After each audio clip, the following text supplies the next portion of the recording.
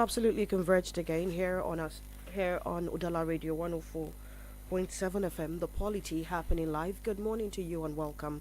My name is Chisom Chinedu. I am not alone in the studio. Dr. Tony Olisa Mbeki is here as well. Good morning, Tony. Good morning, Chisom Chinedu. Good morning, Nigerians. Good morning, the good people of Southeast. Good morning, in Anambra. Good morning, Onitsha. Wherever you are listening to us from, it's always a pleasure. Remember, we are back in our sanctuary to speak the truth, to pontificate the truth, to preserve the truth, to uphold the truth, and at the same time, do things the way they should be done, and then let you know things that are happening, not just the way they happen, but stories behind different these scenarios. You're welcome. Good morning, God Almighty, the maker of heaven and earth. It's always a privilege for us to be here to do what we know how best to do well. Definitely, we are going to start our conversations today from home. Speaking about yesterday's candle night service for slain Anambra fish businessman Onyekasi, known as Fish Magnet. Yesterday, hundreds of youth converged in Oka, Anambra State, to have a procession in his honor. And of course, it was called for by Martin Utse, popularly known as a very dark man. And yesterday, I saw the likes of the Deputy Governor of Anambra State at that procession. I saw pictures. I saw, I'd say, prominent people from Anambra State at that procession. I also recall that while taking care of that business, a very dark man sort of pointed out the fact that people thought it was going to be politicized initially when the idea was announced. But in his words, they haven't come together for business. They have only come together to mourn a youth who was caught short at the prime of his life, and also looking at the fact that it's very sad that he has died, despite the fact that the economy of Nigeria does not favor a lot of young people, and the ones who try to find their way out of the murky waters are cut down before they even know what is happening, Tony. Just like you pointed out earlier on, remember I said yesterday that if I were to be in Oka, I would join the procession. The idea is to ensure that the procession lived up to his billing, which is to honor the legacies of late Ife Sinachi Onyekere, Fish Magnet, which I pointed out yesterday, which I enlisted. I enlisted some of the legacies, but we know very well that we are in a political season and people who are mischievous can come up with something just to paint a narrative and also to score a cheap political point. And it's important that that was highlighted. I saw the warning from the Anambra State Police saying that the peace in the land cannot be disrupted by anybody. But we saw the police who also joined the procession, the deputy governor joined the procession, members of the state executive council joined the procession, the media, social media influencers, the artists, musicians, they all joined the procession, and it was a huge success. And at the end of the day, the intent was realized, which was to honor the legacies of this young man and also raise awareness about issue of coordinated assassinations. And we must also talk to our brothers. Why killing our brothers? Why killing our fellow brothers? Why killing your fellow Igbo man? Over what? What could that be? These are things we must draw on into our ears to ensure that this kind of dastardly acts does not repeat again for any reason. And we wouldn't want that. We know that there is no society that is crime free. We know that. But we also want to lead. We also want to be the light to other states in this country. And that is why Anambra State is more important. It has always shown the light, and it must beam that light. The procession yesterday went well, but just like I said, the very dark man should also consider procession in Benue State and in Plateau State. These people need it more. We know how many of their youths have been murdered, killed, displaced, many of them in internally displaced persons camp. He should also think of something of such nature to raise such awareness and also to make people to be security conscious. So it's important. Everything went well yesterday. I saw the videos. I was not there, but I followed online and I saw how it panned out. All right, then. We're going to go back to the papers now, tell you what the front pages say. Right after that, we'll dive into the analysis of some of the top stories on the dailies. But of course, Tony and I are not alone. Franklin is also here in the studio with us. Good morning and happy rainy Friday morning, Franklin. Okay.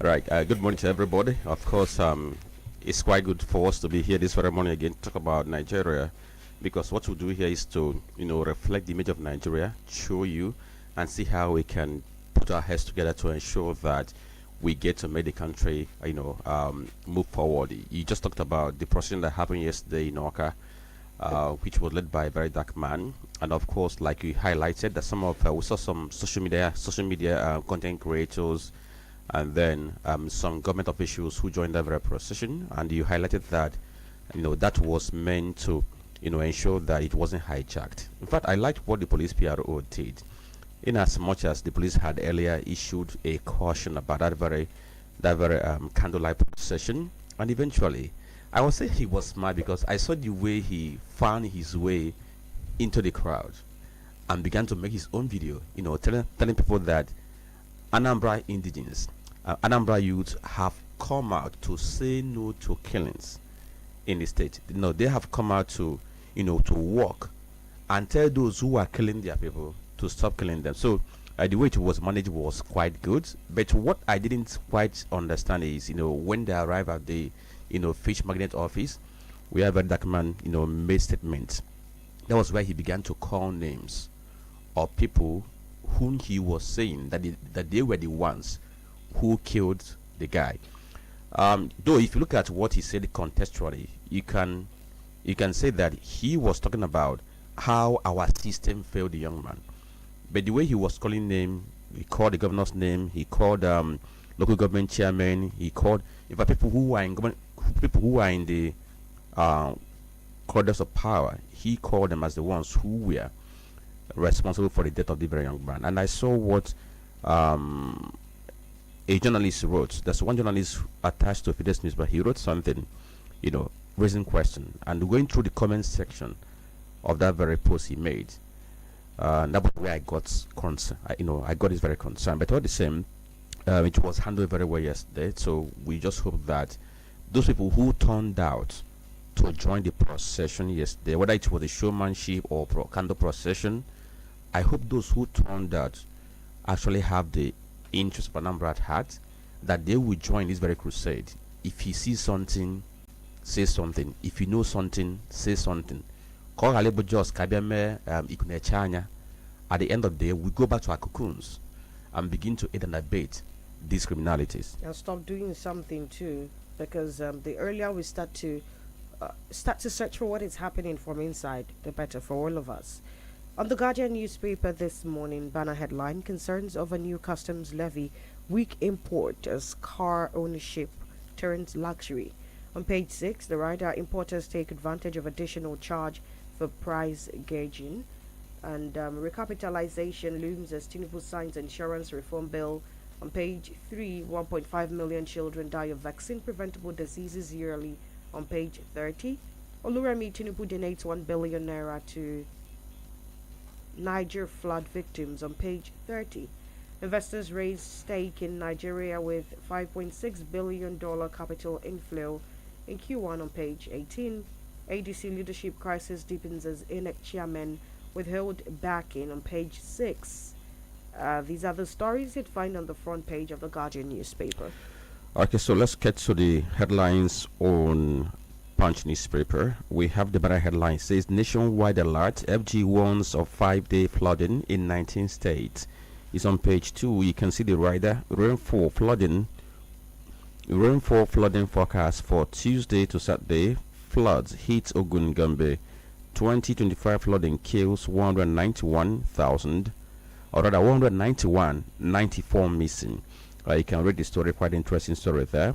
And then another headline beside the nameplate is about 2027 election. Atiku will be reject controversial party registration bill. That's on page 2.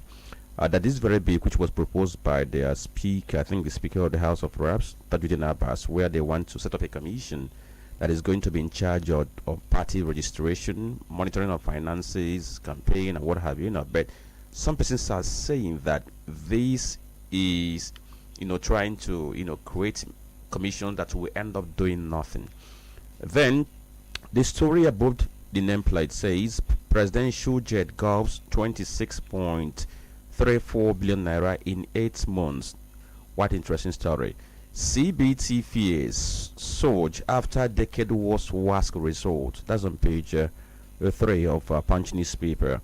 You get over to other stories on the front page. FG inaugurates National MSMEs grant clinics in Akure.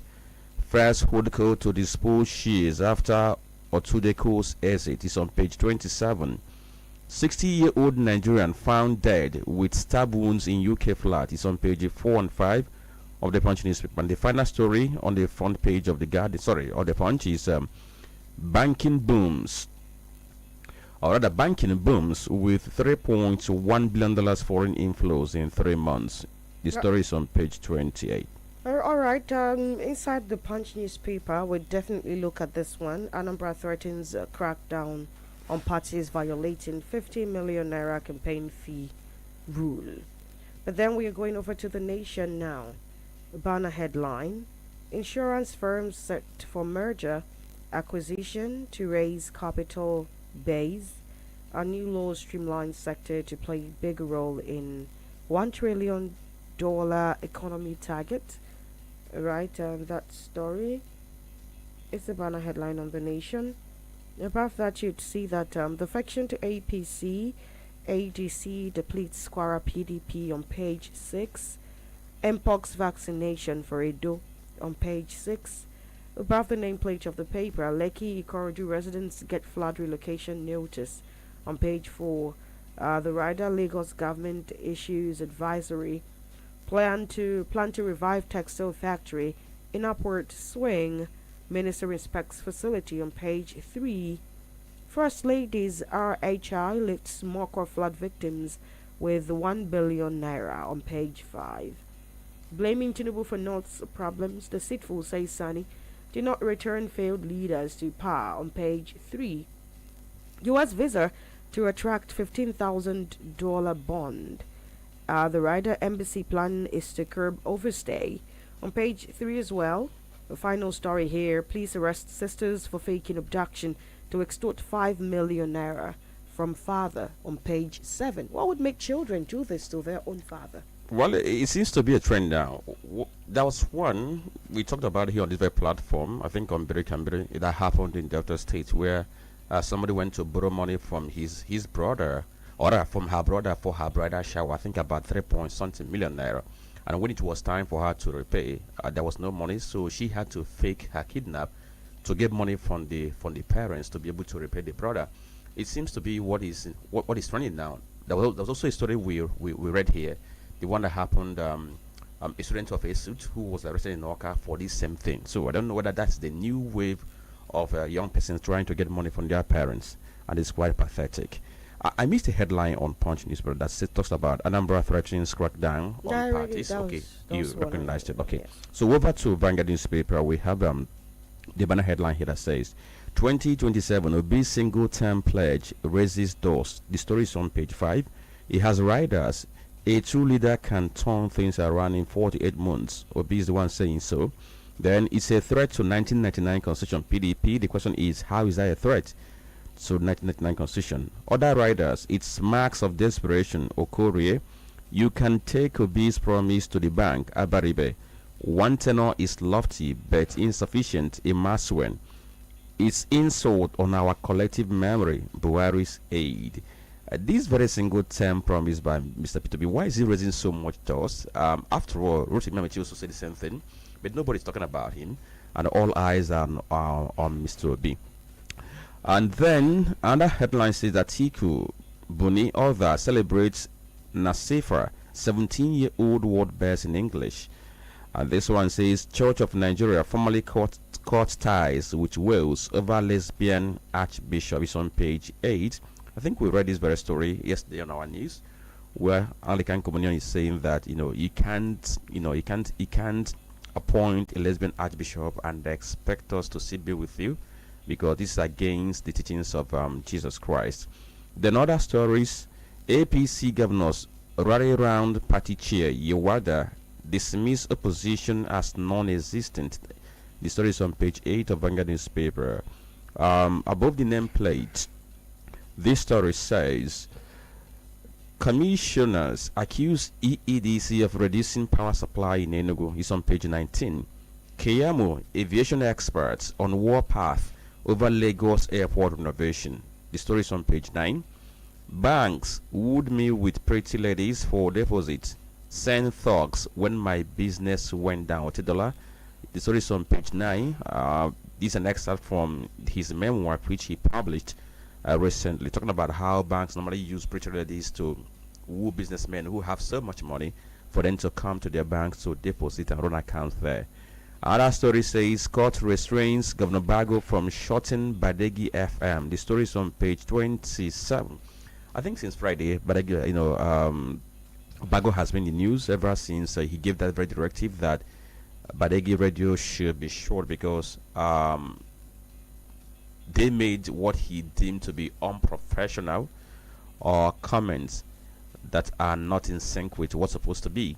But the question has been, does the governor have the power and authority or right to shut down a radio station? If he felt that the radio station was not doing what it's supposed to do, why not write to NBC, which happens to be the regulatory body, to do what it's supposed to do? And then the last story we are going to take from here says, it's a picture story anyway. It says Zenith Bank host the Tigress team. I heard Zenith Bank gave them about 300 million, I think, for what they won. And it seems to be like a marketing strategy anyway. So these are stories we have this very morning. Right, then we are starting the conversation. We are kickstarting the conversation proper now, starting with what's happening here in Anambra State, of course. And it was Nana de Maluma. So we are learning on the Punch newspaper that Anambra has threatened a crackdown on parties violating the 50 million naira campaign fee rule. With the November 8, 2025 governorship election drawing near, the Anambra State Signage and Advertisement Agency has intensified its crackdown on political parties yet to comply with the mandatory 50 million naira campaign permit fee. The fee imposed by ANSA grants political parties the right to erect billboards, posters, brand vehicles, hoist banners, and engage in other outdoor campaign activities across the state. Now, addressing newsmen yesterday at the agency's headquarters in Oka, ANSA Managing Director and Chief Executive Officer Tony Jubon revealed that only 5 out of the 16 registered political parties participating in the election have complied with the fee. Tony, let's start with the cost, 50 million. Is that not too much? When we talk about the cost of running for political offices in the country generically, if 50 million has to be permit for outdoor campaigns, not even what it's going to cost you to actually run the campaign, but the permit for outdoor campaigns, isn't that too much? I think we are talking about two issues. You are talking about whether the amount is too much or not. If it is too much, somebody should write back to the government or they answer that the amount is too much, but it's not an excuse for not to pay. We are told that there are about 16 political parties who are contesting, who have fielded candidates for the November 8th governorship election in Anambra State. And we also made to understand that out of that 16, 5 have paid. And remember, after God, next is government. And even in the Bible, we are told to respect constituted authorities. It's a biblical injunction, which, if you're a true Christian, you cannot mess around with. That is, by the way. And I'm aware that Anambra State isn't the first state that have done something of this nature. We know Lagos State.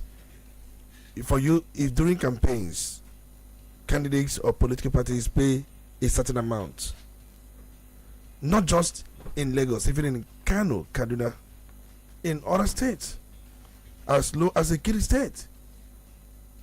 Why I say as low? Because the Ekiti State has lower or little local government, even in the Ebonyi State. So it is generic, it is everywhere. 50 million. I'm not talking about the amount. That's what I'm interested in. Now, if you're talking about the 50 million, we know if you convert it to dollars, we know it's a little amount. Let's not do that. But if you have it to be, because if you look at some of these political parties, you ask, how much is the nomination form? How much is the expression of interest form? How much is some other dues and levies you have to pay? Most of these political parties we know charge as high as 100 million for a candidate to buy a nomination form during presidential election in 2023. Now, the government sat down and said, based on comparative analysis, that they arrived at that amount. And the question is, has APGA, the ruling party, the question is, have they paid? You must lead by example. From the response, yes, they have paid. I got to know that they have paid.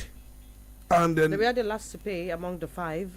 They have paid. And then the question is, you have other political parties who have as well paid. And let's call them by their names, because here we don't mince words. We try to just be as factual as possible without painting any word, painting anything. We are not here to paint anything. So the question is, the 5 political parties that have paid, I'm aware that ADC has paid. I'm also aware that Labour Party has paid. I'm also aware that even the AA, Action Alliance, I never thought Action Alliance would even pay. Action Alliance, but I have paid. I'm also aware that YPP have paid. Why hasn't APC paid? The question is, why has APC? Look at the parties that have paid. YPP has paid.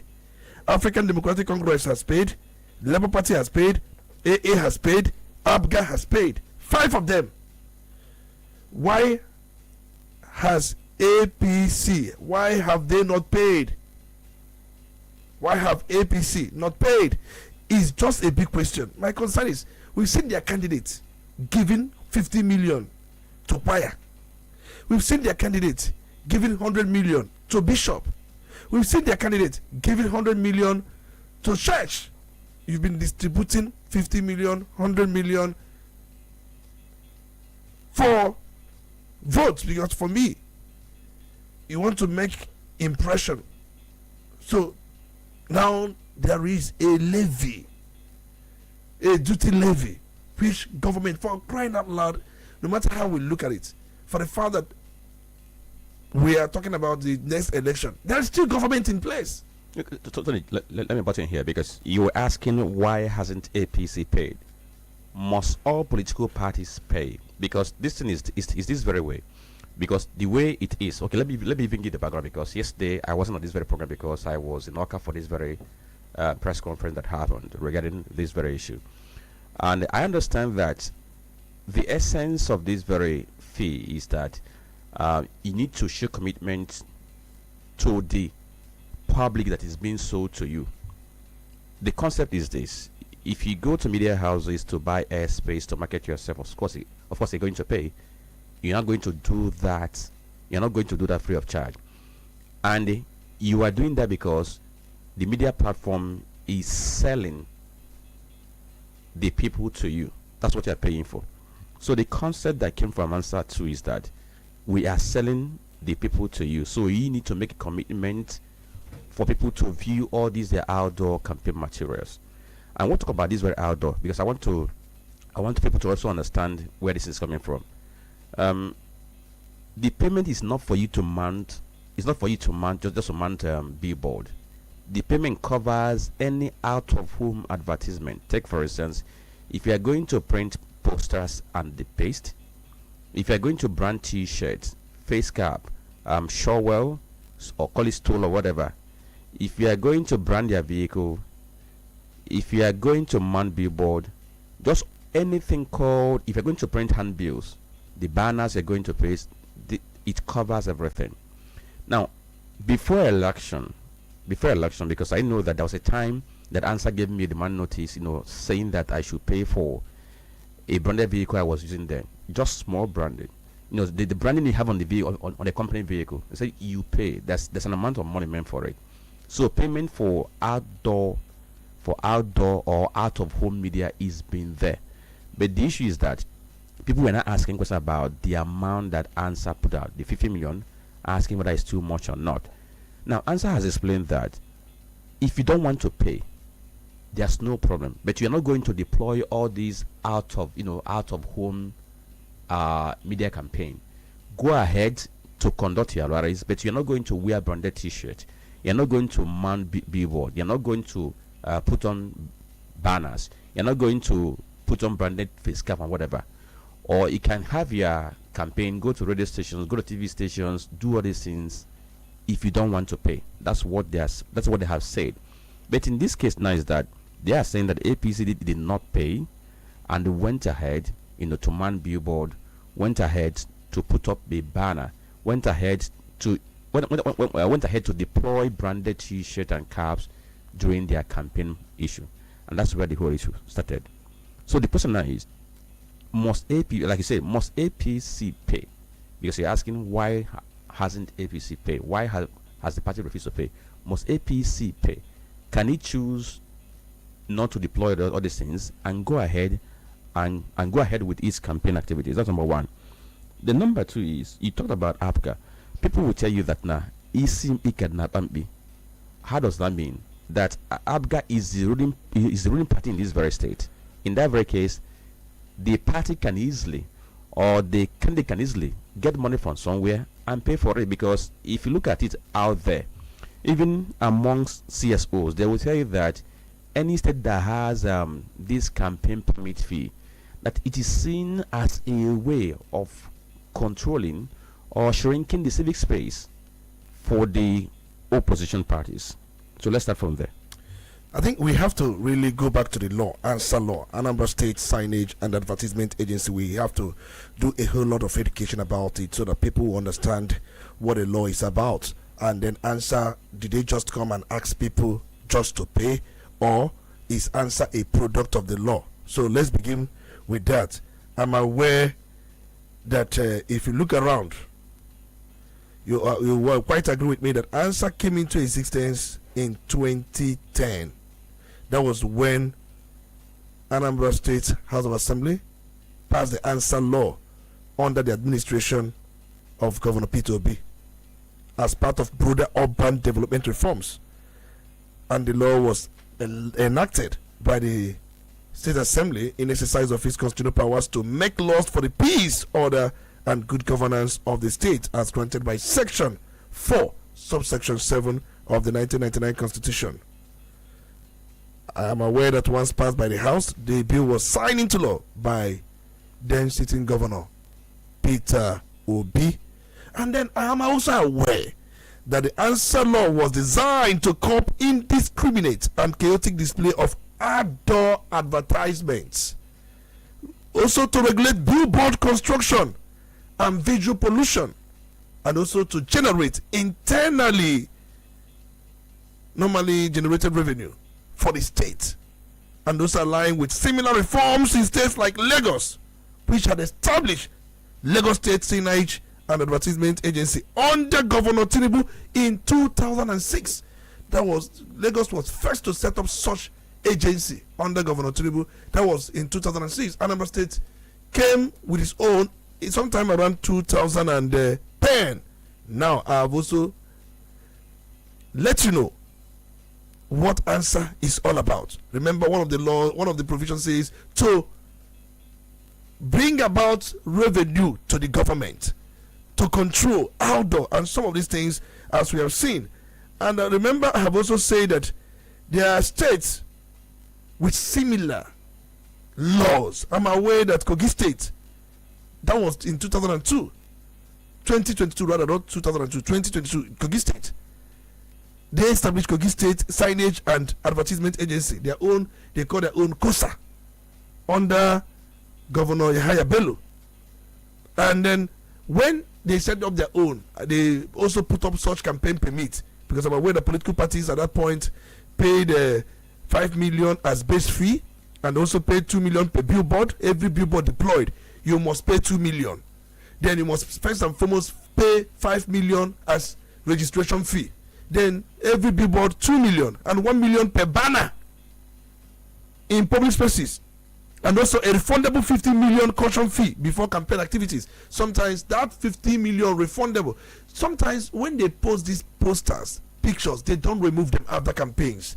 So what that means that they will use that 50 million, which is refundable. If you're able to remove your own, you get that 50 million back. If you are not able to remove your own, the state will use that 50 million to remove all the debris of the posters you posted on the walls. So that is for Kogi State. I'm also aware that Imo State in 2019 established Imo State Signage and Advertisement Agency, but they also had their own ahead of 2023 governorship election. In fact, Imo State imposed 54 million ahead of that election, ahead of 2023 general election, and that 54 million covers campaign billboards under the agency's directive. I'm also aware that in River State created its own River State Signage and Advertisement Agency. That was in 2015. And also I'm aware that the River State that created such law also imposed about 70 million. I'm also aware that Ondo State created the Ondo State Signage and Advertisement Agency law in 2021. But they structure their own in the way that you must pay for registration and you must pay for inspection fee. They added inspection fee on their own. 25,000 for first site and 10,000 thereafter. Every very site they inspect, you must give them 25,000 outside their normal registration fee and then other fees you are asked to pay. Oyo State did the same thing. In fact, immediately Anambra State finished their own in 2010. Oyo State came up with their own in 2012. I can go on and let you know some of these things around different states in the country. Remember, answer is a product of law. It was, I think it's something that started with P2B. Under the last election, answer charged, if you are contesting for presidential election, 10 million for posters alone, not for billboard. Then if you're contesting for senatorial election, 7 million. The same answer in the last 2023 general election, the same answer. If you're contesting for governor, we are talking about posters, not billboard. You have to pay 10 million if you are contesting for president in Anambra State. For any campaign, for Atiku, the former governor of the other state, Okowa, they pay 10 million for their posters to hover around the Anambra State spaces. And not just that, Tinubu also pay 10 million. Tinubu Chetima, they pay 10 million. In fact, P2B and that also pay 10 million for their own posters. Those who contested for senatorial elections paid 7 million. Let's be real. I'm talking about in 2023. Now, answer has said they have come up with another form of structure because what they are doing is in line with the provision of the law that set up answer. Most times people don't like truth to be told, but it is in line with the provision that set up answer. I'm aware that if you go by answer law, that 2010 law, look at section 19, subsection 1. Section 19, subsection 1 says, every outdoor structure owned by any person in the state shall be registered by its owner. And answer retains the right to set the registration fee. Not just political parties. The law, section 19, subsection 1 of that law, passed under P2B's administration, signed by Governor P2B, states that every outdoor structure owned by any person in the state shall be registered by its owner. Then section 24 of the answer law further provides it shall be unlawful for any person to erect, conduct, enlarge, or structurally modify an outdoor structure or operate any structure for signage or advertisement without first being registered by the agency. Now the question is, why is APC going against this law? Okay, why is APC going against section 24? I don't think section 19. Why are you focused on APC? Let's 16 no. 11 why we are focusing on APC is very simple. Others that have not paid did not create. If you don't want to pay, don't post those things. Those ones that did not pay, other political parties that did not pay, they did not post anything. They did not post anything. But we are told that APC in Inri, did not pay and posted. So don't bring others that did not want to pay and they did not want to post anything. They have not committed any offense. It's not must. You must pay. In the sense that it is now must when you must paste. If you are to hover any billboard, poster on it, you must pay. But for those who have not done so and have not paid, you will say the law is against them. For why we are concerned is that what happened at Indri, you set up a billboard, you set up a poster, you set up all those things, and you are flouting Section 24 and also Section 19, subsection 1 of the Anambra State Signage and Advertisement Agency Law passed in 2010. Okay, so Tony, you mentioned states where there are similar laws in those very states, and I think at this point in time it will be good for us to extrapolate. And I need to state that, and in every climb, there is no advertisement that goes without being paid for. In every climb, but the method differs. I give you for instance, if you go to US where we copied our democracy, individuals do not pay directly to a government or government agency for them to deploy their out of the home campaign materials or advertisements. Rather, there are agencies or there are advertisers who own this very billboard. For instance, I just want to single out billboard. For instance, I know in Nigeria there are members of APCON who own billboard, and it's their duty to do this. And most of them they just write out the billboard. They have the space. If you want to use the space, you pay for it, and it's being mounted. Now people are arguing that for the fact that these agencies, these advertising agencies, still pay the government of Anambra State tax, that it should have been better that this thing should be done in a way whereby these political parties or their candidates pay the advertising agencies. Then from what they have paid by the agency, the agencies will now pay the government the tax they're supposed to pay. So how do you look at this very argument? I think it is both way. Let's assume that the political parties do not want to pay to answer directly, and they have consulted a contractor who is going to manage their billboards. They will make payment to contractor. The contractor will take 50 million from payment made to him and pay to the government. It is still the same thing. It is not even a must that a political party must walk into the office of answer. No, they can hire a contractor who can take care of all their billboards in the state, and the contractor would also charge them part of the 50 million and remit such 50 million on their behalf to the Anambra State Signage and Advertisement Agency. They may not necessarily need to be there. The contractor who handles their billboard can do those things for them. It is both way. There is no law in answer that says it must be you that will come direct and pay. No. So there are ways some of these things are deducted. My concern is, it's not everything we politicize. It's not everything we politicize. For 2013 election, as we had in the state, such payments were made. For 2017 election we had in the state, such payments were made. For 2021 election, we had such payments were made. Now we are talking about 2025 election.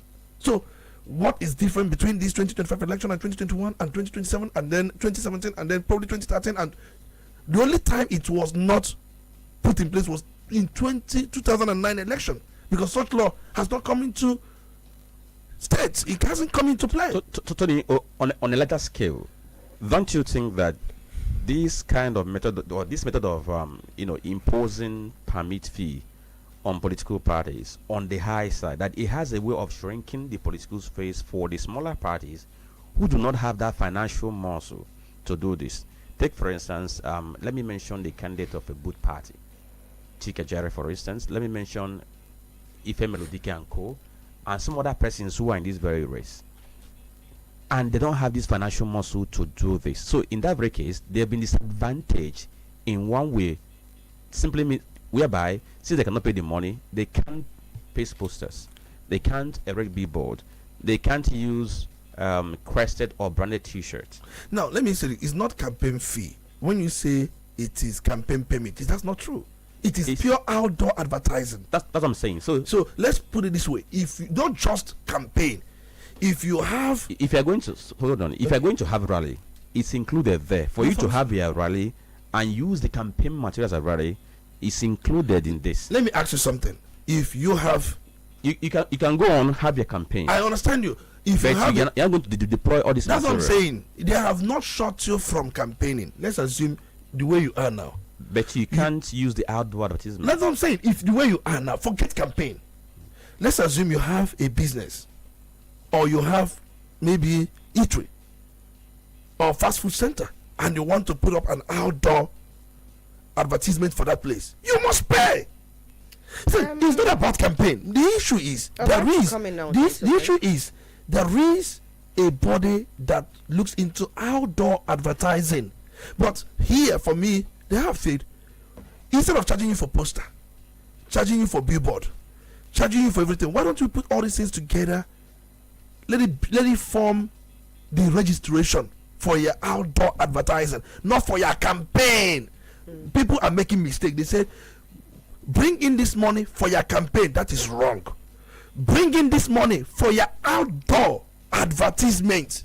And remember, we call this advertisement campaign. Normally, if you want to run any advert here on Udala, we will say that, okay, you have got a campaign, not political campaign, just a kind of advertisement you want to do. So the word advertisement and campaign, most times they are used interchangeably. I get your point. Tony, let me come in here, please, please, hold on, please. We're talking about level playing field here. Okay. And we want to encourage political system where people who don't even have money can go into the contest and start a chance of winning.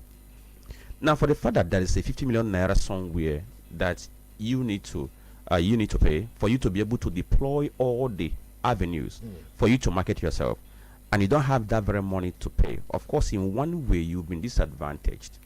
Don't you think so? So how do we encourage people who don't have money to go into politics and then explore their popularity? We have thought about this. Even for you to, most of these political parties, you buy nomination form. If you don't have money for nomination form, you have been disadvantaged. Right. Like for me, if I want to contest anything and I don't have such millions the political parties are calling for expression of interest and nomination form, have I not been disadvantaged? I have. Tony. So nothing is balanced in this world. Nothing. But just like you pointed out earlier on, I want to also advocate situation where you have such shortcomings. Why don't you approach the agency and possibly look at ways they can explore based on payment? It could be on installment, it could be anything. So the point remains that nothing is free. Even there is no free meal in Freetown. So I'm about to take you a couple of steps back. When we started this conversation, I asked you about the cost of running for political offices in Nigeria.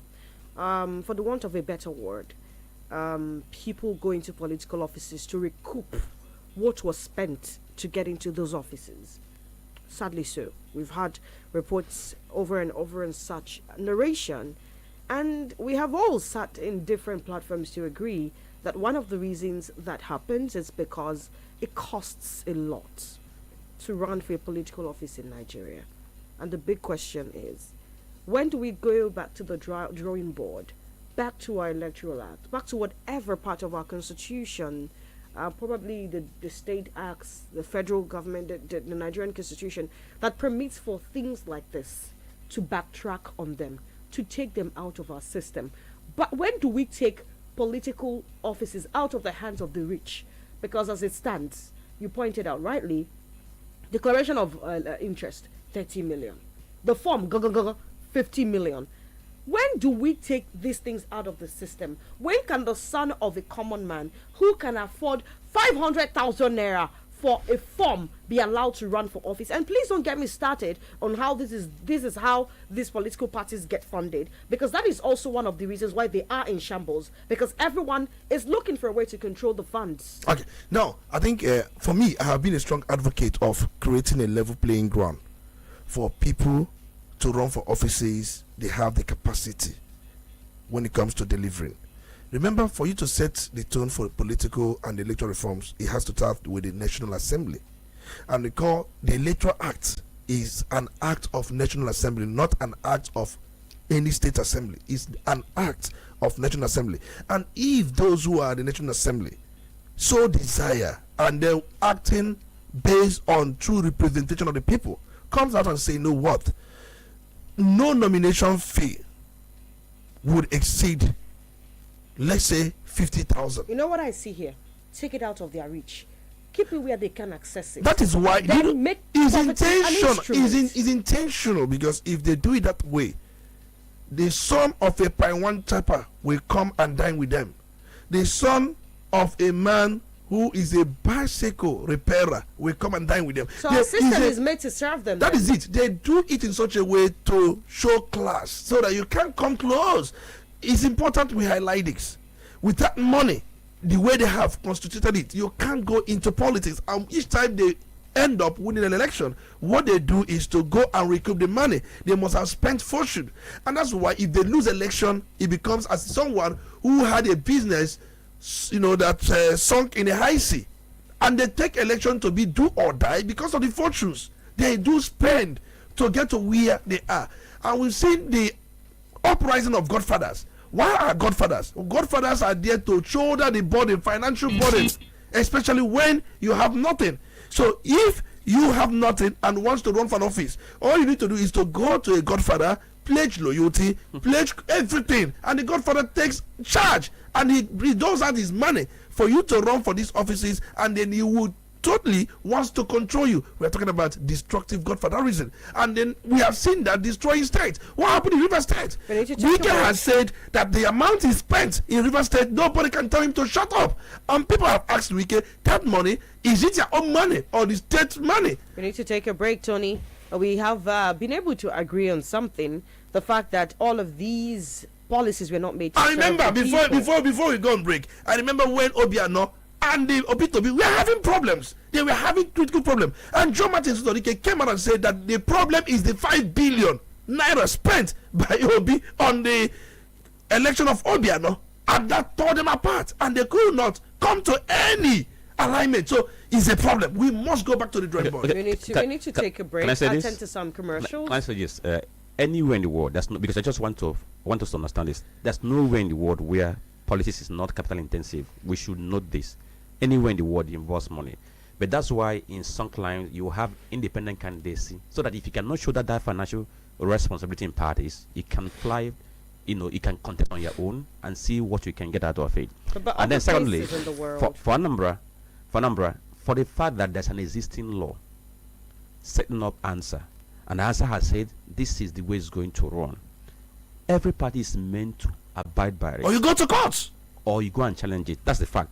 I'm not Everybody, disputing but that. on the bigger level, we're talking about what can open the civic space for that person to benefit from. That's where I stand, because when you speak about developed climes, these people also go into offices with the interest of the people. As a matter of fact, if nations like Singapore had no interest in the masses, in the place they call home, it would have just been a set of displaced people hanging around somewhere.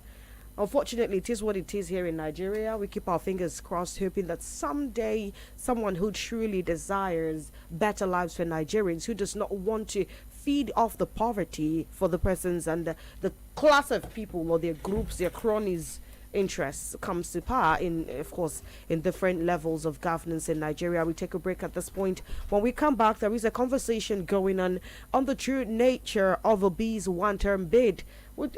Keep it locked. We'll talk about that just in a bit.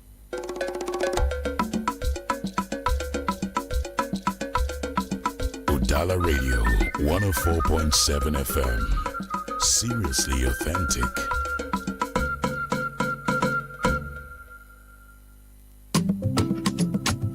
Anambra Patriots for Soludo.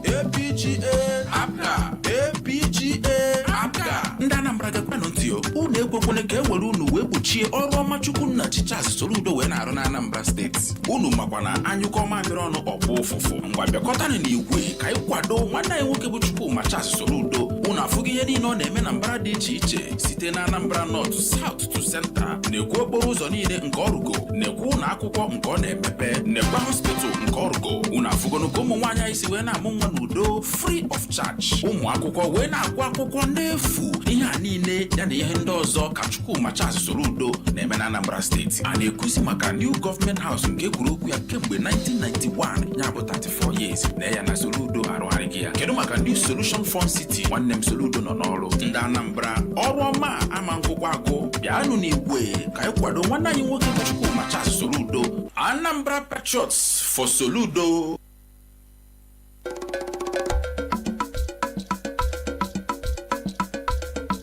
Udala Radio 104.7 FM. Seriously authentic. You're listening to the Polity. Get involved now.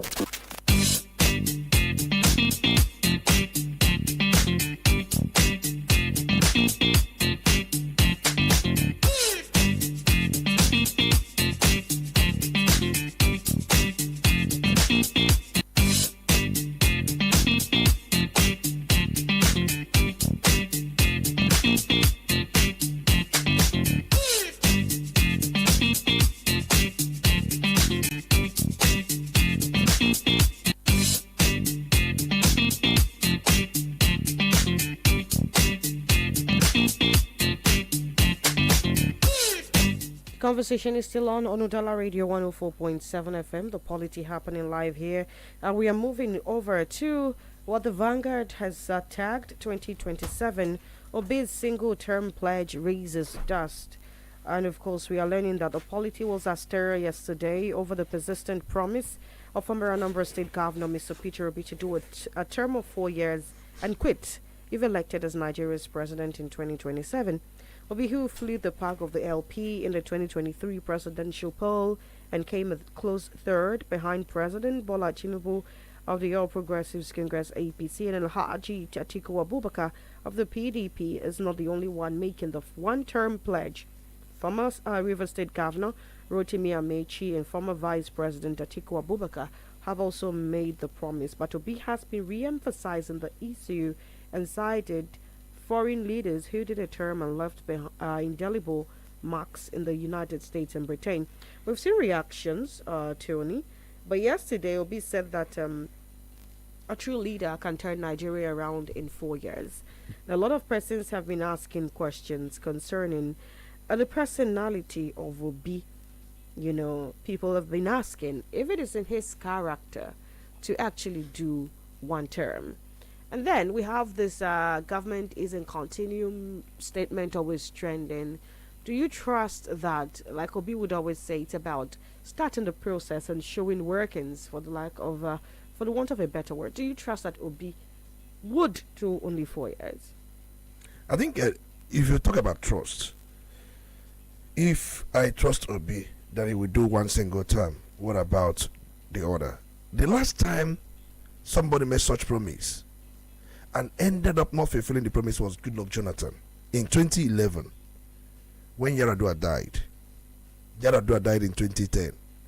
And Jonathan, remember, the cabals never wanted him to be the acting president in the first instance. He was acting president. Immediately it was confirmed that Yaradua had died. He was sworn in as a president immediately, in line with the provisions of the Constitution. When he was sworn in as a president, he served out the remainder of Yaradua's tenure. And in 2011 general election, he pleaded that he will make a lot of reforms and changes within next 4 years for him to accomplish the visions and agendas of Yaradua administration. And he was backed. Obasanjo backed him. The Trinity backed him. North backed him, even against the rotation principle, because it was meant that North will serve out for 8 years in power. Yaradua had just finished serving 3 years. Jonathan served the remaining year, making it 4 years. So the idea was power should still go back, power should be retained in the North. But Jonathan made a passionate appeal that he will go for one single term. He asked Nigerians, in fact, you remember that his famous speech where he grew as a creek boy, had no shoes, had no sandals. He applied emotion. And many Nigerians did not backed him, and he defeated Buhari, even when Buhari had about 12 million votes. Jonathan in that election had about 14 to 15 million votes. He defeated Buhari.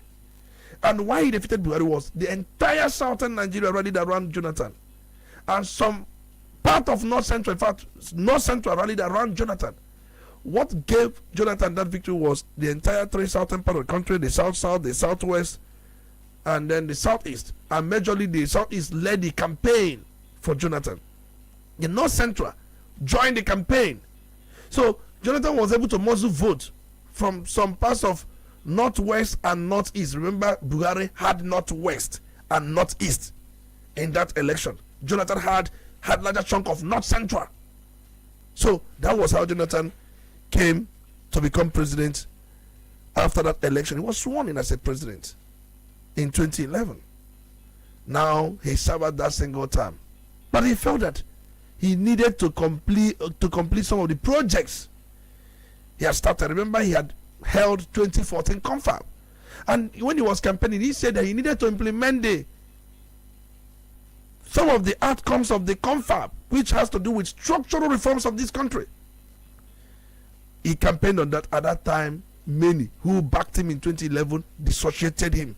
They left him. They said he has violated the vow. He has violated the oath. He has violated the promise he made that he will go for single term. That was what happened. But Jonathan is not Obi. Yes, Obi is not a saint. There's no doubt. Obi is never a saint. As a human, he must have made mistakes. He must have broken vows. He must have done things that probably do not align with. But this time around, there is nothing wrong if we Nigerians trust him on this. Nothing wrong. If he fails to fulfill it, North has a way of taking the power back as they did in 2015. That was what tore PDP apart. In 2015, you had former governor of Bauchi State, Muazu Adamu, who was the national chairman of PDP, going into that election in 2015. And we had so many of them, they betrayed Jonathan. In their own minds, power should go back to North. You violated the agreement, the gentleman agreement the North had with you. North had that agreement with Jonathan that he would go for single term when he was elected in 2015. Not, I'm talking about major North stakeholders, because majority of them, the Northwest and Northeast, voted massively for Buhari. It was just North Central and the other southern part of the country that voted massively for Jonathan. Not that Jonathan did not have votes in some parts of Northwest and in some parts of Northeast. So, but that is Jonathan for you.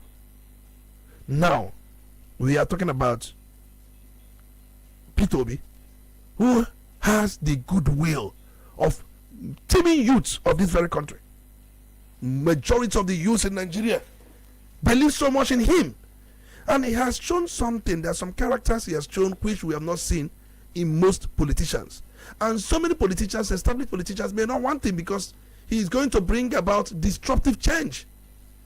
And many of them may not really want that to happen. And he has focused more on production. And if you look at it, many of them will tell you, after all, Peter Obi promised that he will remove fuel subsidy. That is a criminal enterprise for some people. Yes, but would have done it the way Tinubu did it. But Peter Obi, in one of the interviews he had, said he would remove it immediately. He used the word immediately. But the question is, would it be in a way and fashion Bola Ahmed Tinubu did it when he was being sworn in, even when he had not formed a cabinet, even when he had not had a ministers or had not even had any engagement with permanent secretaries or even tried to find out some of the things going wrong in NNPC? He just did it immediately when being sworn in. Do you think Peter B would have done same when being sworn in? So these are things we must look into. Nigerians are tired of these established politicians. There's no doubt. And they keep promising quite a lot of things. But they said, even if Peter B may not fulfill it, let's try him. And there's nothing wrong with that. Okay, so we have seen so many persons reacting to this very statement made by Obi, and many people have questioned if he can keep to his word. In fact, some have even gone into the archives to dig up some videos where he made some promises that He didn't keep. seemingly he did not keep. And now reacting to this very one-term bid by Mr. B, I've seen reactions like the one that came from the first national chairman of APGA, talking about Chief Chekwas Okorie, He said that Obi's pledge is a sign of desperation. Then there are other persons who have also told the same line, saying that Obi pledging that he's going to do one term is a sign that he's desperate to become the president of Nigeria. So number one question is he desperate? Is this a sign that he's desperate? But the likes of Chimamanda Adichie has said that Obi is not desperate to become president. Then secondly is this issue of if he actually wants to fix Nigeria. Nigeria, we know, has myriads of problems, hydro-headed ones facing Nigeria.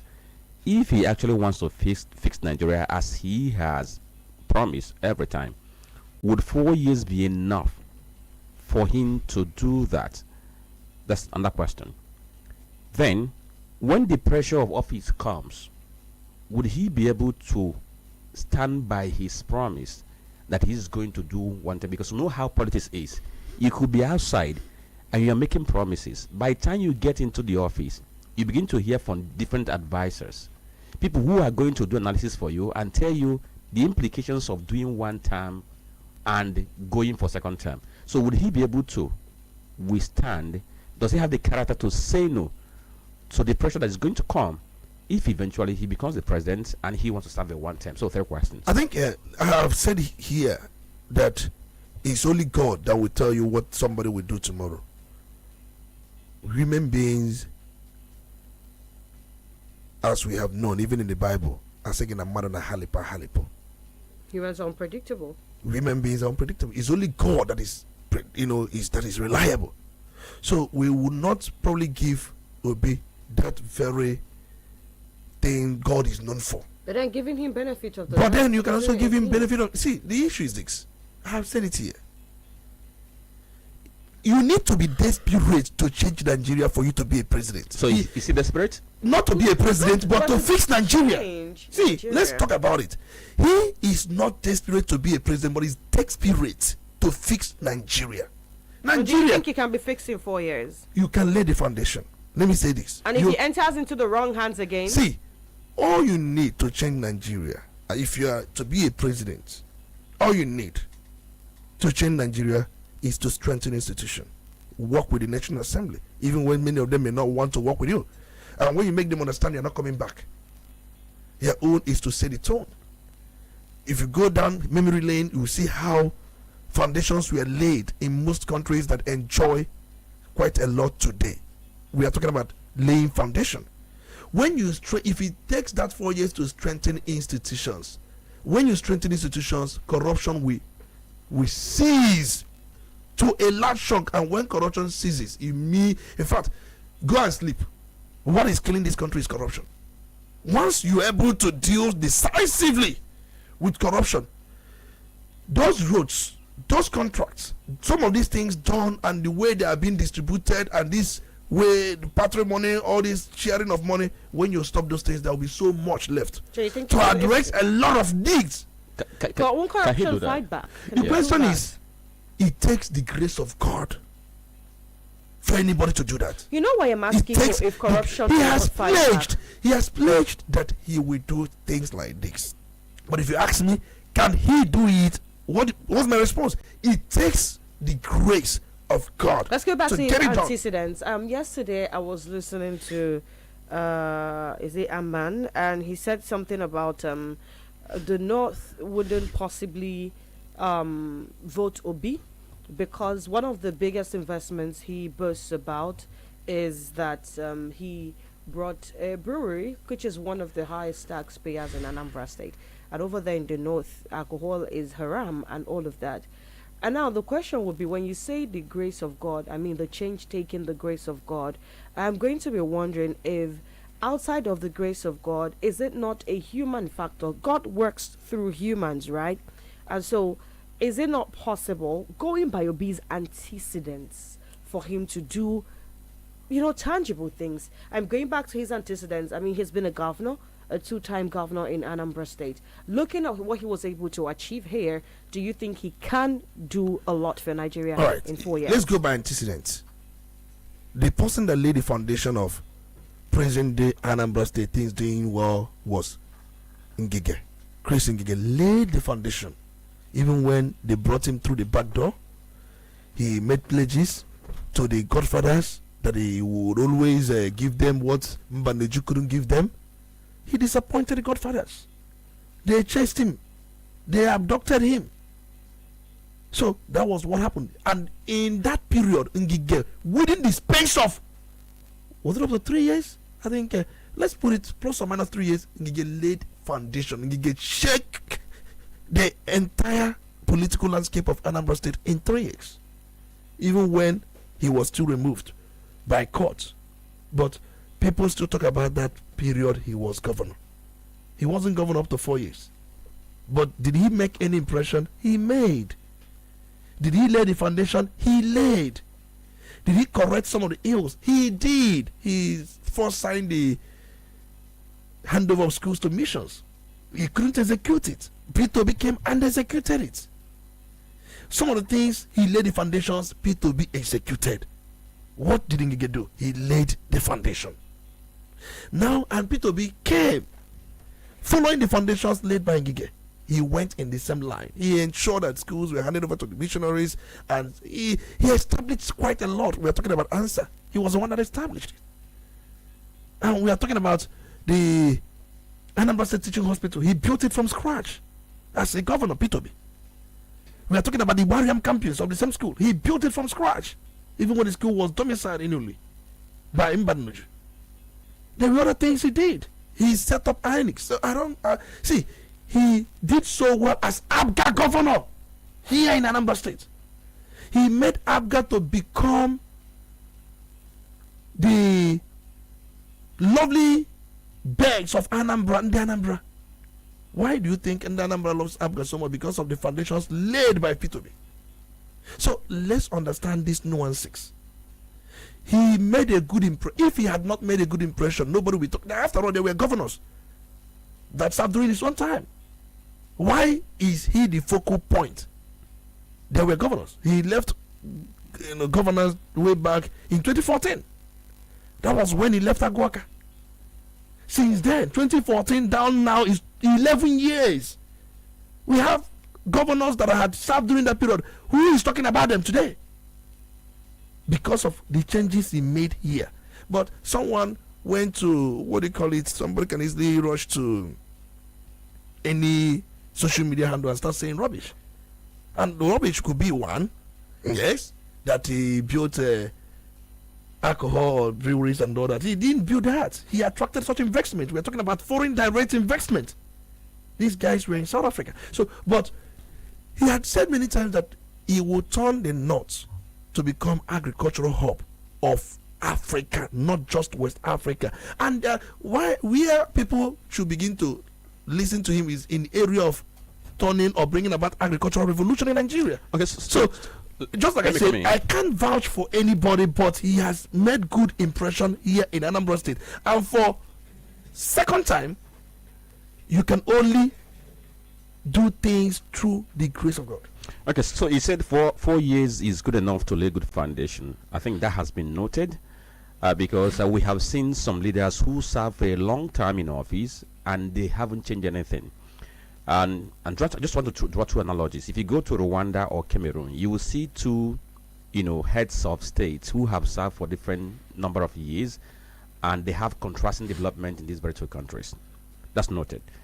Now, in the Nigerian context, we understand that our politics is very, very complex, and the parties do not run an ideology. Rather, what we do is that we do self-adulation.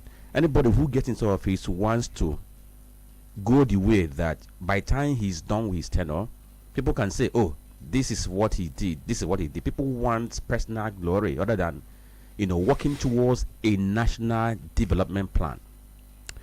I want to make reference to Singapore, which on this platform we cited as an example of a country that was turned from a developing nation into a global economic hub. And we told the story of Lee Kuan Yew. He told that very story. The founding prime minister of Singapore. He ruled that very country for 31 years, from 1959 to 1990. It took him a long time for him to be able to, set that very roadmap and establish it. He was able to mainstream that. And when he was leaving, he ensured that somebody who has similar judgment with him came in and took over from him. That's why we also see our own governors too, when they want to leave, they want to ensure that somebody who toes their line also succeeds them. So in the event of this complex nature of our politics, the vagaries we have there, these 4 years, because we have challenges. Let me come in there. There are four. Oseloko Bazin made a tweet on X. He said the 4-year plan is: year 1, streamline, cut governance costs and correct government's lack of effective control over appropriation and taxation. Year 2, reform all weak national institutions. Year 3, transform Nigeria's economy to production. And the 4th year, conduct unassailable elections. That's Obi's 4-year plan. Okay, so after these very 4 years, he leaves. Would he be able to install somebody, or would he be able to influence the election of somebody who has similar logic with him, who can continue in that very line? Because let me tell you, in Nigeria, a governor can come in today, as an instance, or even a president, and in one day, he will reverse every decision. Look at America. Joe Biden left, and Trump came in and signed different kinds of executive orders reversing what Biden did. And what is happening there now? So would he be able to do this so that if he serves for 4 years, somebody who shares the same ideology with him can come and continue? If not, he might start the reforms. The moment he leaves, those reforms are going to die. Just like I said earlier on, I'm a good student of political history. And then I can, start here and tell you so much about so many presidents in the United States of America that served one term and did so much when it comes to institutional strengthening. And there are those that also served 2 terms doing the same thing. I'm aware that if you go to the United States of America, John Adams served 1 single term. But he did so much to strengthen the institution of the United States of America. In fact, he lost his re-election to Thomas Jefferson, his political rival. I'm also aware that there are those that serve 2 terms. And if we talk about the father of United States of America's institution, which is no other person than George Washington. George Washington served 2 terms. Okay, Tony, so let's we can go on and talk about some of them, even how the capital came to be in Washington, because the capital of United States of America were formerly in some other places, like 2 or 3 other places before it was finally settled in Washington, how they carved out such a geology. So we can talk about this, but there's no time to help us to streamline some of these things. There were those that made massive impression in one time. So you believe that Obi would do good if he is given a 1-term? And I said here that he seems to be different from some of the politicians we have. Okay, that's understood. You believe him? It's not about believing him. You can't just put it. I said he's quite different. You're willing to give him a chance on that. That is what, being that different, why don't we give him a chance? Okay, that's quite understood. We're going to quickly talk about this, Tony.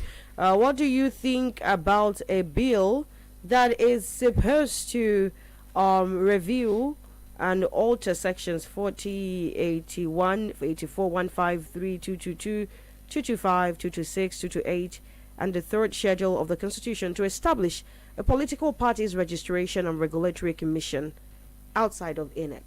Do you think we need this? Because the likes of Obi and Achiko have called this a wasteful venture. Let me get it again. There is a bill on the floor of the House that proposes the establishment of a political party's registration and regulation commission. It is going to be empowered with the rights to register, regulate, and monitor political parties. Now, according to the explanatory memorandum, this will reduce the burden on INEC.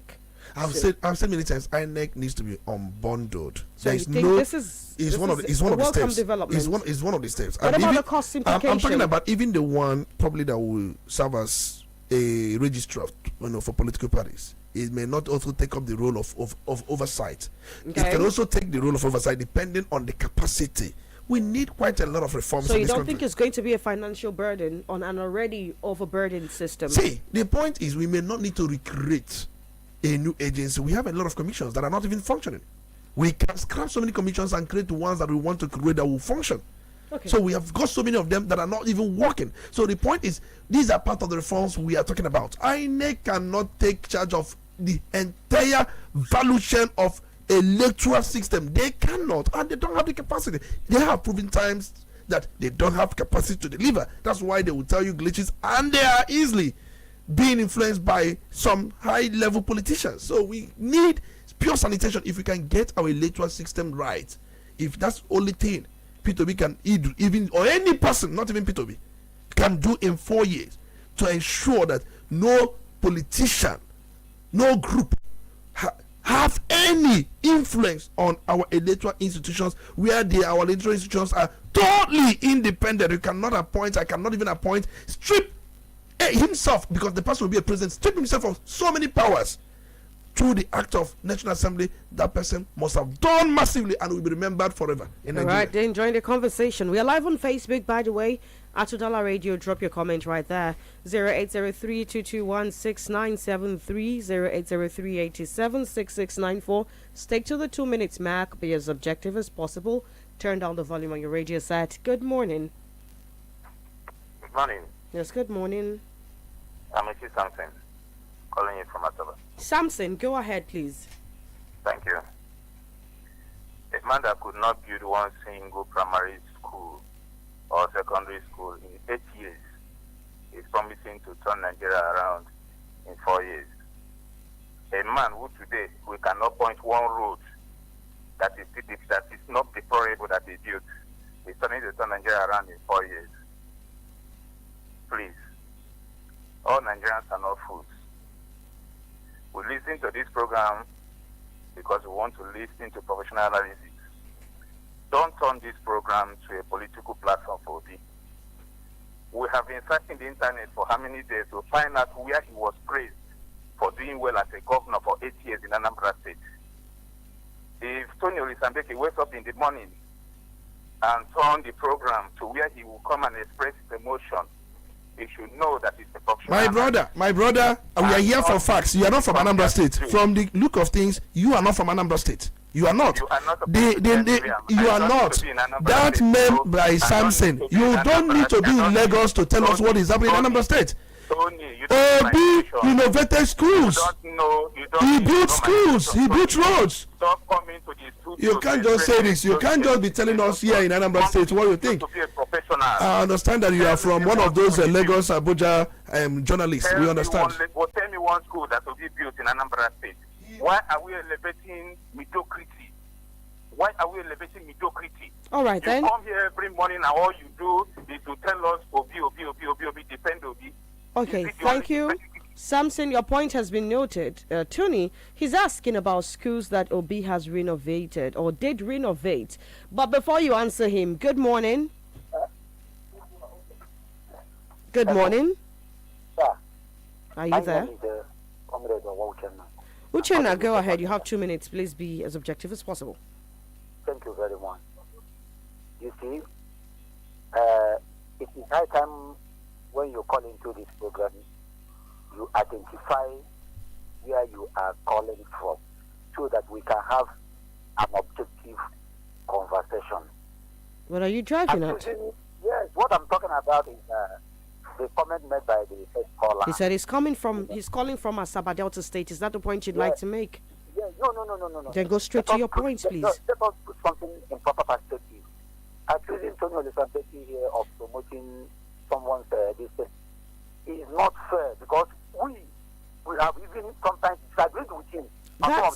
That was none of the stories we discussed. Are you there? Are you there? Can you hear me? Of staying one time in office.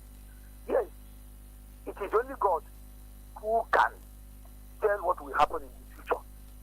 But I am possibly telling you that 4 years is enough to lay the foundation.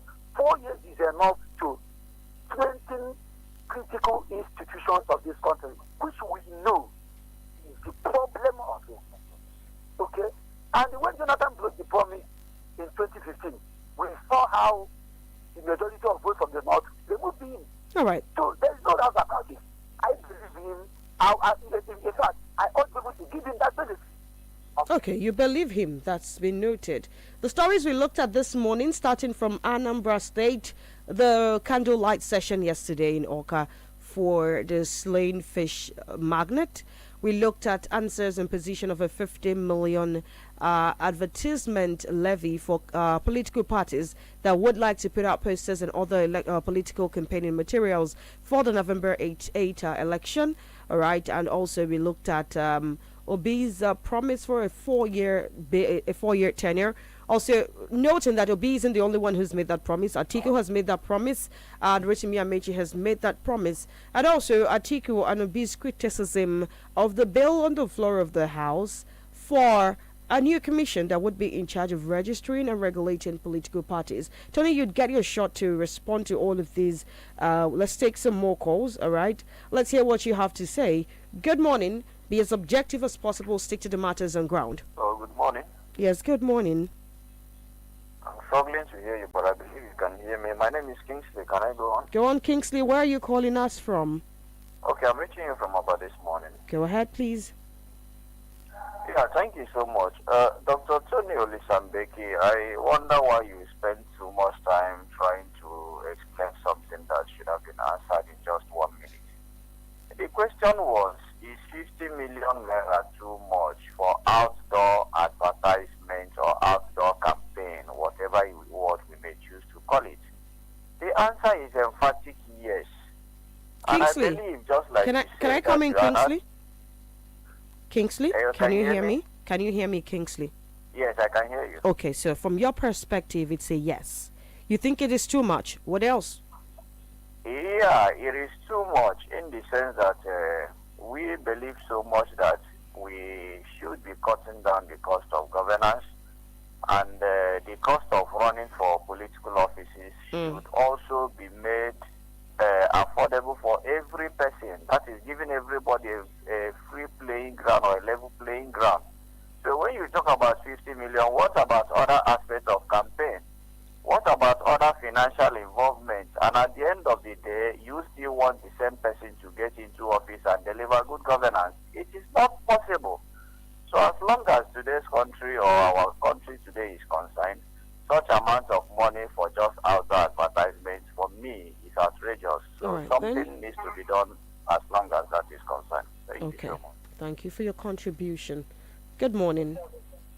Wonderful morning to you, Lady of the House. Good morning. Dr. Olisa Mbeki, good morning. Franklin, good morning. Honorable DK, and I'm reaching you live from Onitsha. Go ahead, DK. You have 2 minutes.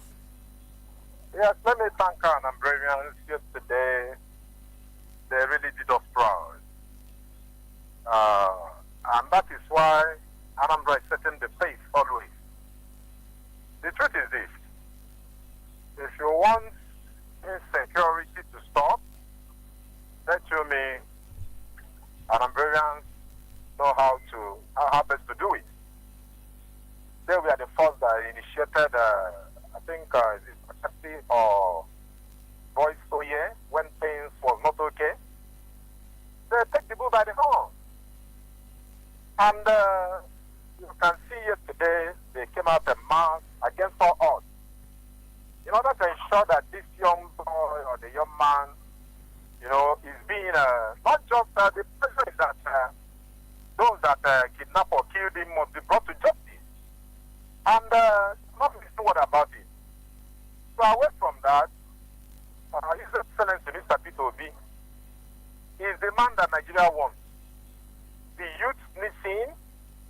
And one thing is this, you can see the friendly matches being played by various clubs in the world. And when you look at those matches, I think the Premier League will take up by this weekend or next week. You don't take your injured players to make competitions. Why am I saying this? All these old politicians that have lacked ideas need to go and rest. One thing is enough for a healthy, sincere, competent leader to set the pace. You can spend 3 years in office. How many terms did Jonathan did? Is the 2 years, the 5 years of Jonathan not better than these 12 years of APC administration? So how many years have Oti done? What is Oti doing in other states? Even our president governor here, even if you say he shouldn't run, hasn't he, set a very, president that you need to refer to him for often? So 4 years to me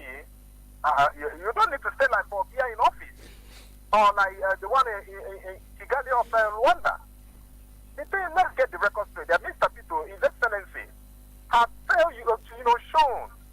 In fact, the roadmap is there, everything is there, and he's going to do it. So we are trying to urge Nigerians is to more support from the North. The North is talking about brewery. That they need to talk about that. He said that there is something in the North that can even sustain the whole Nigeria apart from oil. And they are not talking about it. Some of these, greedy politicians are talking about alcoholic. Even when they take it at the back, that's how I'm going. But we are looking at the most competent. Don't take an injured player to a major competition. Most of our politicians are injured. Old age is no longer there. Cancer said, presidents in the world. We have to let you go at this point. By Donald Trump. We have to let you go at this point. Stick to the 2 minutes mark, please. Good morning. Good morning, everyone in the studio. Good morning. I am Good Dave, Pakego, hitting your airwaves from tomorrow. Thank you very much in the studio, all of you there. You are doing a human job. God bless you all. You see, Tony, my dear brother, let me tell you that Peter Obi excelled in Anambra State does not mean that he is going to excel in Nigeria. How do I mean? Nigeria is a complex society, a contraption.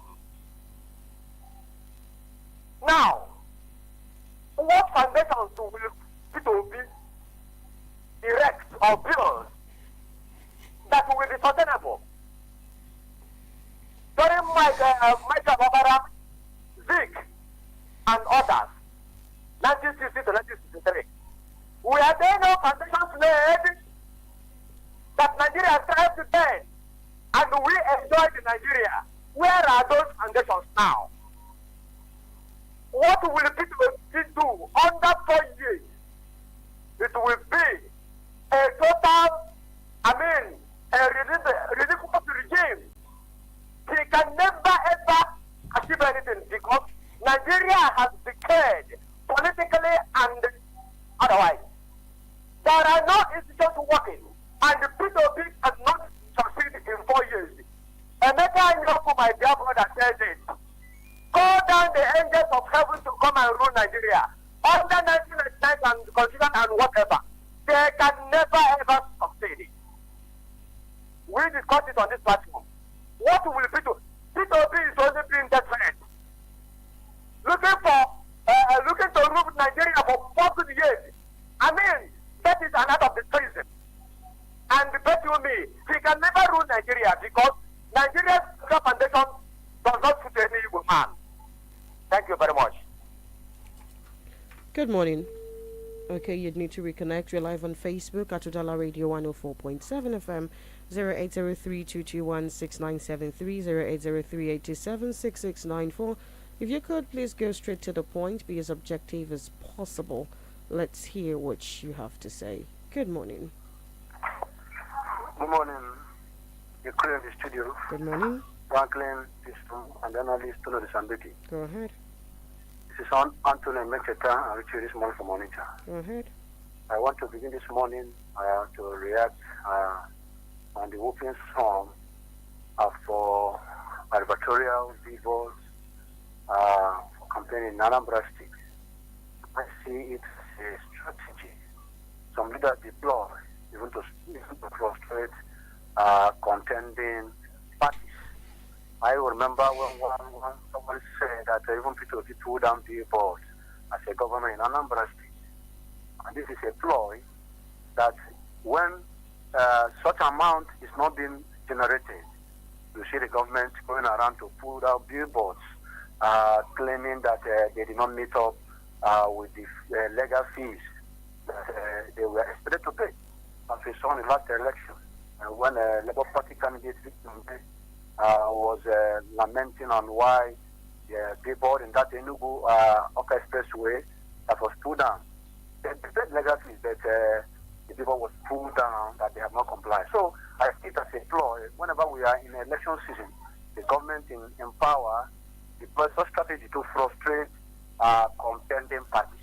So it's too excessive for intending parties who want to contend in the election. Now, for P2B, pledging 110, I think any leader who has a blueprint of what he wanted to achieve in governance, we do a lot in 4 years. Not like Buhari, who, after being sworn in, demanded that you should be given 6 months to elect his ministers. You see the level of preparedness. So for P2B, I believe, as Obata outlined, if in every, like we say one of the years, that electoral reform will be achieved, even an electoral system. I think if we set that in place, it's a good one. For 4 years and it steps down, the upcoming administration will have to follow suit. And then if that administration did not do well, since our electoral system has been revised, the people will speak. And so I believe 4-year term, it's a long. All right. That's been noted. You think 4 years is a lot of time, and anyone who is well-meaning can achieve something. We should be going over to Facebook right after this one call. Good morning. Do this in a minute. Yeah, my name is John.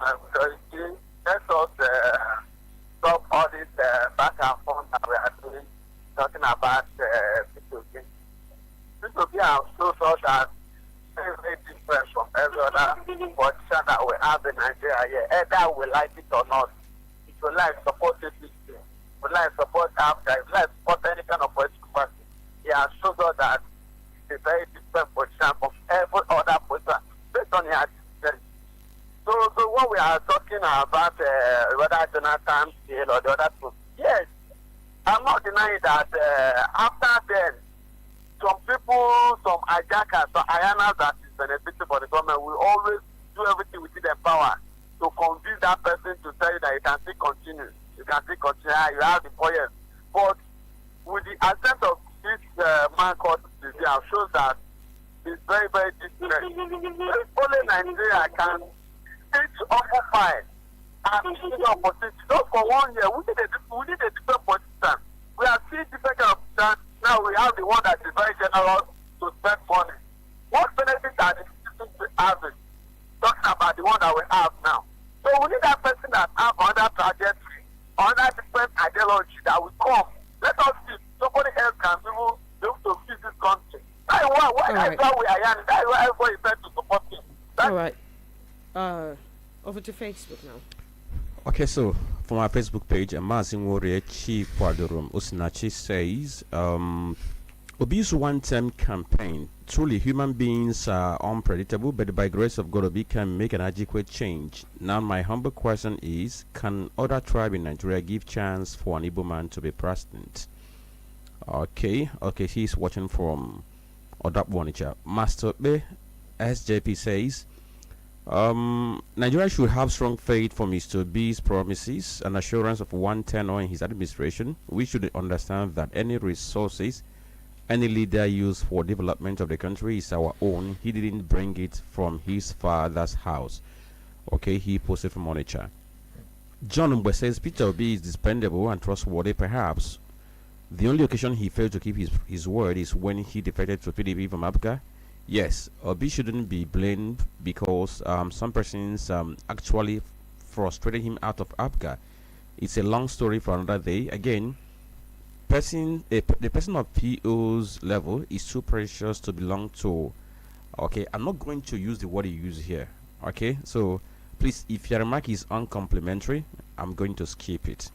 So John Mbe, understand me. And then Emmanuel Chiadi says, I think INEC is not really independent, and all efforts as regards reform should be to make it truly independent in all ramifications. Late President Umaro Yar'Adua was heading in that direction with his electoral reform committee headed by late Justice Wais, but unfortunately death came knocking and that patriotic effort died natural death. Then Fakosi says he's watching from Vietnam, and he says Ogadagidi, with the type of political structure, or should I say criminal structures we have, it will never take us anywhere. Rather, it will continue to give room for the same selected few privileged, unscrupulous politicians. that have benefited immensely from the weak system. This is the time with their impoverished and oppressed Nigerians should rise up to say no to their demonic status quo and the almighty political quagmire which has brought nothing than retrogression. Okay, Saint. Okay, I'm trying to get the last post here, but I'm battling with network, so I think for now we have to take it from there. All right, gentlemen, Tony. A quick response, a very snappy response. The momentum has lowered, if allowed, because I would have liked to during that period. No. See, I don't like some people most times out of sheer ignorance. If you want to support anybody, support anybody. But when we speak the fact, we are here to speak the fact. Brandon Mockery will tell you that P2B did not build one school, and then once somebody from Asaba who had not been in Anambra State will follow that bandwagon effect and even calling to say something like that, and he's also saying, tell me which school did P2B. Just to join, maybe tomorrow if you remind me, I'll bring you a compendium of the list of schools that will be no, I can even say it here. About 120 of them. No, I can even say it here. I'm not here to praise Obi, because if from even the roads he built, he said, tell me that Obi did not even construct one single road, and we are listening to such person. Which governor, even no matter how poorly baked the governor is, even Obebolo, has he not done a road? So what is that? No, the person said, tell me one road. Why would you mention? No. I'm telling you this to tell you that there is nobody that does nothing. The point I'm trying to make here is this. It's on record. While Obi was a governor, he asphalted about 800 kilometers of road in 8 years. Even Soludo has averaged 600 and something in 3 years. So it's another feat. Soludo is setting a record.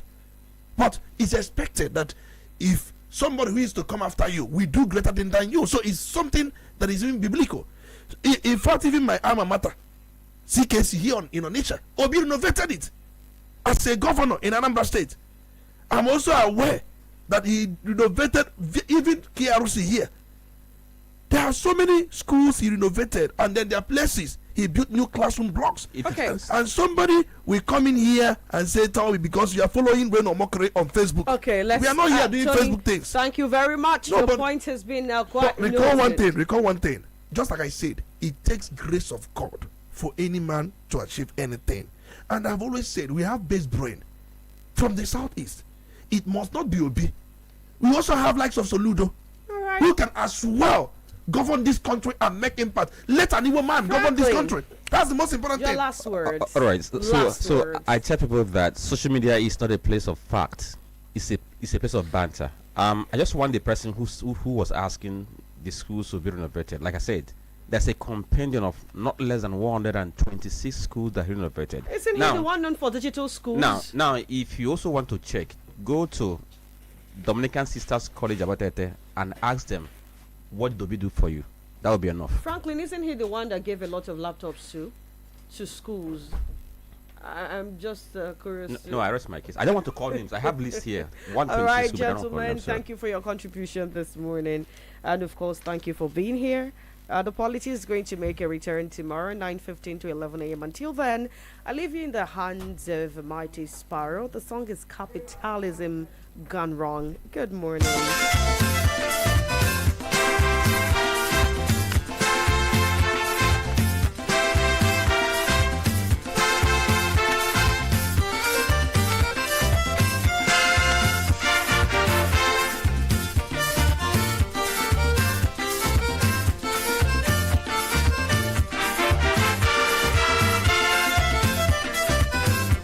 To be a millionaire or some kind of petty bourgeoisie anytime you're living here in this country.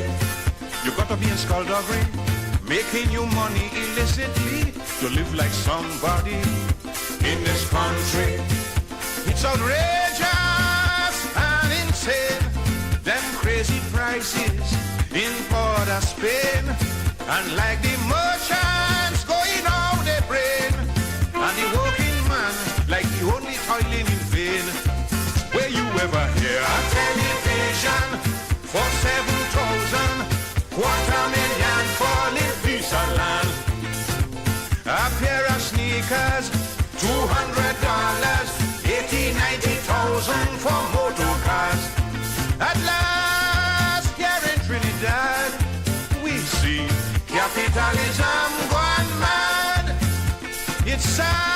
bad and getting more bad because do capitalism.